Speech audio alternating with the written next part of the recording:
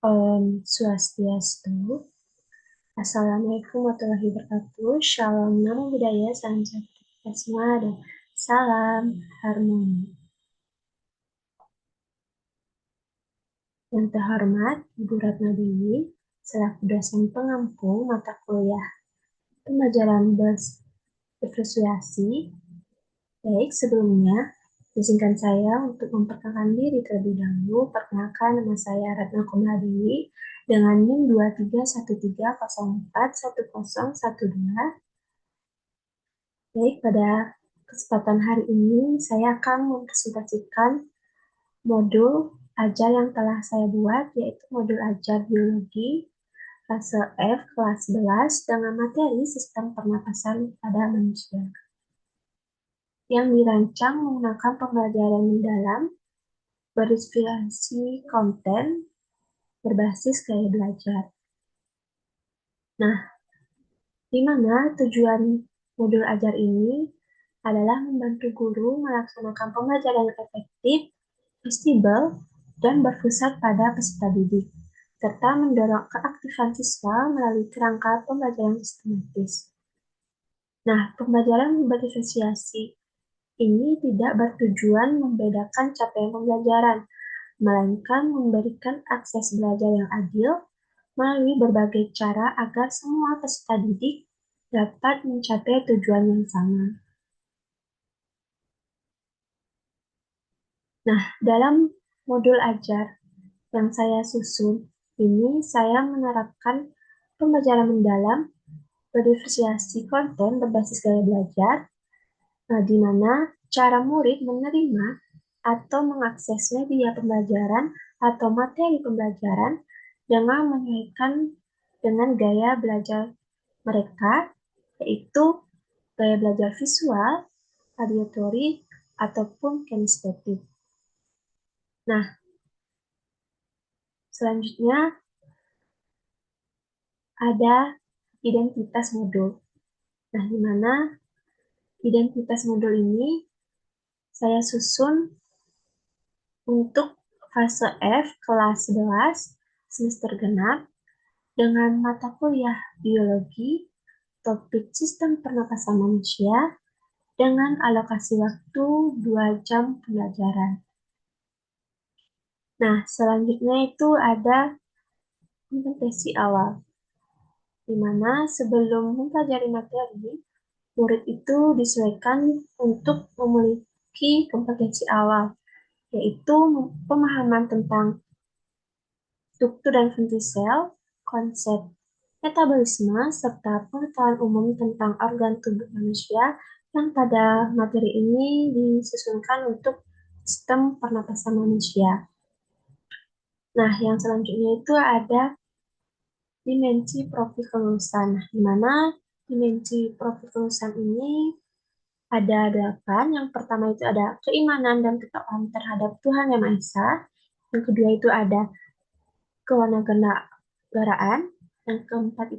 Yang ketiga itu ada kreativitas. Yang keempat itu ada kemandirian. Yang kelima itu ada komunikasi. Yang keenam itu ada kesehatan. Yang ketujuh ada kolaborasi. Dan yang terakhir itu adalah penerapan kritis. Nah, selanjutnya itu ada sarana dan prasarana yang diperlukan.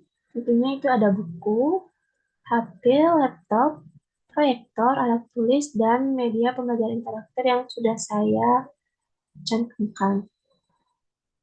Nah, selanjutnya itu ada target murid. Nah, di mana target yang saya targetkan itu ada 2. Yang pertama itu murid reguler. Nah, di mana umumnya tidak memiliki kesulitan dalam mencerna dan memahami materi ajar. Yang kedua itu murid dengan pencapaian tinggi, di mana mencerna dan memahami dengan cepat, mampu mencapai keterampilan berpikir hot, dan memiliki keterampilan memimpin. Nah, selanjutnya itu ada model pembelajaran. Nah, di mana model pembelajaran ini saya gunakan dengan pendekatan deep learning. Dengan model pembelajaran problem based learning, strategi pembelajaran itu pembelajaran mendalam berdiferensiasi konten berbasis gaya belajar, visual, auditory, dan kinestetik. Serta metode pembelajaran yaitu ceramah, tanya jawab, diskusi, penugasan, dan presentasi. Nah, selanjutnya itu ada desain pembelajaran. Nah, yang pertama itu ada capaian pembelajaran, fase F. Nah, di mana capaian pembelajaran pada fase F ini dikhususkan untuk menganalisis keterkaitan struktur organ pada sistem organ dengan fungsinya serta kelainan atau gangguan yang muncul pada sistem organ tersebut. Nah, selanjutnya itu ada tujuan pembelajaran. Nah, di mana tujuan pembelajaran ini ada dua. Yang pertama itu, murid mampu menganalisis keterkaitan antara organ dan penyusun sistem pernapasan pada manusia dengan fungsinya secara tepat. Kedua itu, murid mampu menganalisis berbagai gangguan pada sistem pernapasan manusia yang berkaitan dengan kehidupan sehari-hari dengan memberikan alasan yang logis.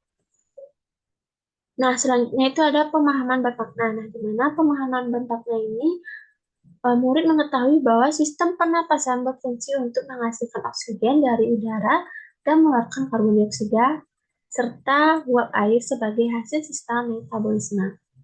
Serta murid mengetahui bahwa sistem pernapasan pada manusia adalah sistem yang bertugas melakukan pertukaran gas antara tubuh dan lingkungan. Nah, selanjutnya itu ada pertanyaan tematik. Nah, di mana pertanyaan tematik ini ada dua. Yang pertama itu mengapa kita bernapas lebih cepat setelah berolahraga. Yang kedua itu mengapa polusi udara dapat menyebabkan gangguan pernapasan. Nah, selanjutnya itu adalah kegiatan pembelajaran. Yang pertama itu ada kegiatan pendahuluan dengan alokasi waktu 10 menit. Nah, di mana guru mengucapkan salam dan menanyakan kabar murid. Lalu guru mengajak murid berdoa bersama. Kemudian guru mengecek kehadiran murid. Kemudian guru menampilkan video singkat tentang proses cara bernafas. Kemudian guru mengajukan pertanyaan tematik kontekstual untuk menggali pemahaman awal.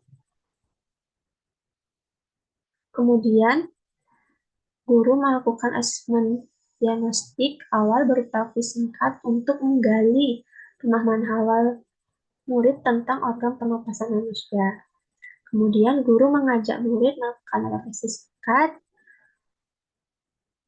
Kemudian guru melakukan pemetaan gaya belajar murid, visual, auditory, dan kinestetik melalui link yang sudah saya cantumkan untuk mempermudah murid dalam memahami materi dengan menyesuaikan gaya belajarnya.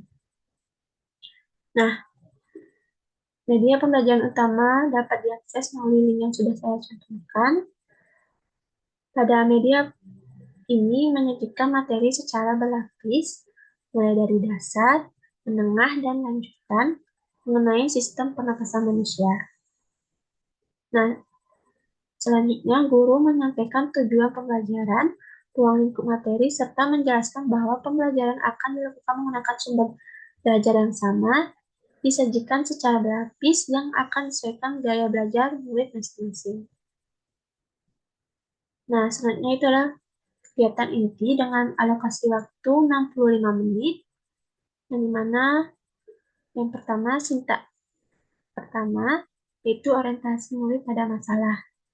Nah, di mana guru menyajikan permasalahan utama atau kasus yang terdapat pada media pembelajaran yang sudah saya cantumkan tadi, yaitu mengenai gangguan kesehatan pada organ sistem pernapasan. Lalu guru mengajak murid memahami masalah dan mengidentifikasi masalah secara konsensual. Kemudian di sintak kedua yaitu mengorganisasi murid. Nah, di mana guru membagi murid ke dalam kelompok heterogen tanpa mengelompokkan berdasarkan gaya belajar dan memfasilitasi semua murid untuk mengakses media pembelajaran yang disajikan. Nah, murid menyesuaikan dengan gaya belajar masing-masing. Yang pertama itu ada gaya belajar visual, gaya belajar auditory, dan gaya belajar kinestetik. Nah, dari ketiga kelompok mempelajari konten yang sama, hanya cara menerima informasi yang berbeda. Nah, di sintak ketiga yaitu membimbing menyelidiki individu dan kelompok. Nah, di mana guru mengarahkan siswa untuk memahami materi sesuai dengan gaya belajar. Kemudian guru membagikan LKPD efisiensi konten, indikatornya sama tanpa membedakan murid dengan gaya belajar. Kemudian guru berperan sebagai fasilitator, memberikan penguatan dan menuliskan diskrepansi.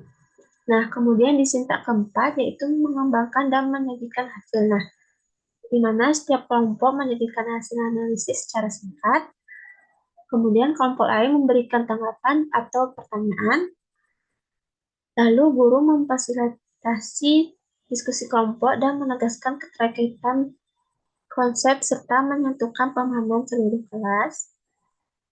Nah, selanjutnya di sintak kelima, itu menganalisis dan refleksi proses berpikir, di mana guru memadu refleksi kelas dengan mengajukan pertanyaan, kemudian guru dan murid menyimpulkan pembelajaran secara bersama-sama, kemudian guru memberikan asesmen somatik berupa pilihan ganda melalui link yang sudah saya contohkan, lalu ada kegiatan penutup dengan alokasi waktu 15 menit, di mana guru meminta murid untuk melakukan refleksi individu melalui link yang sudah saya cantumkan. Kemudian guru memberikan umpan balik dan apresiasi atas partisipasi murid. Kemudian guru menutup pembelajaran dengan doa dan salam. Nah, berikut merupakan asesmen atau penilaian hasil belajar. Itu ada tiga. Yang pertama itu ada asesmen diagnostik, yang dimana yang dinilai itu berupa tes tulis, yaitu yang singkat. Selanjutnya itu asesmen formatif, yang dinilai itu penilaian sikap, penilaian pengetahuan, penilaian keterampilan. Nah, di asesmen formatif itu yang dinilai itu berupa tes, berupa soal pilihan ganda. Nah, berikut merupakan refleksi guru dan murid yang sudah saya buat. Nah, selanjutnya itu ada pengayaan dan remedial. Nah, di mana remedial, murid yang dihasilkan belajar belum mencapai target, guru melakukan pengulangan materi dengan pendekatan yang lebih individual dengan memberikan tugas individu tambahan untuk memperbaiki hasil belajar murid yang bersangkutan. Nah, di pengayaan, murid yang daya tangkap dan daya kerjanya lebih dari murid yang lain, guru memberikan kegiatan pengayaan yang lebih menantang dan memperkuat daya serapnya terhadap materi yang telah diajarkan guru. Nah, berikut adalah lampiran. Yang pertama itu ada media pembelajaran, asesmen penilaian, rubrik penilaian, dan lembar kerja murid. Nah, berikut merupakan daftar pusaka. Nah, berikut merupakan lampiran media pembelajaran yang telah saya buat. Dan berikut merupakan link media pembelajarannya. Nah, selanjutnya itu ada asesmen diagnostik dalam bentuk uraian singkat. Nah, tujuannya itu menggali pengetahuan awal murid tentang organ pernapasan manusia sebelum pembelajaran dimulai. Nah, berikut merupakan kisi-kisi soalnya. Berikut merupakan instrumen soal. Berikut merupakan rubrik penilaian, yang dimana aspek yang dinilai itu pemahaman konsep, kelepas jawaban, dan keterkaitan dengan konsep sehari-hari. Nah, selanjutnya itu ada asesmen formatif. Yang pertama itu adalah penilaian sikap. Nah, yang dimana aspek yang dinilai itu kerjasama, tanggung jawab, keaktifan dalam diskusi, dan menghargai pendapat orang lain. Berikut merupakan rubrik penilaian sikap. Nah, selanjutnya itu adalah penilaian pengetahuan. Nah, di mana aspek yang dinilai itu pemahaman konsep sistem pernapasan, ketepatan analisis kasus, dan keterkaitan dengan kebiasaan hidup sehari-hari dan kejelasan dan kepatuhan jawaban. Nah, berikut merupakan penilaian rubrik penilaian pengetahuan. Nah, selanjutnya itu penilaian keterampilan. Nah, di mana aspek yang dinilai itu kemampuan mengungkapkan hasil analisis, ketepatan penggunaan konsep dan istilah ilmiah, keruntuhan dan kejelasan penyampaian dan partisipasi dalam kerja kelompok. Nah, berikut merupakan rubrik penilaian keterampilan. Nah, selain itu ada asesmen sumatif dengan bentuk pilihan ganda. Berikut merupakan kisi-kisi soal pilihan ganda dan instrumen soalnya.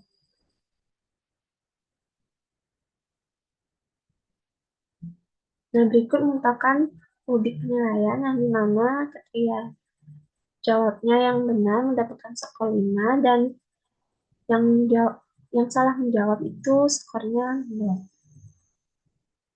Nah, berikut merupakan lembar kerja peserta didik yang bisa dikerjakan secara berkelompok.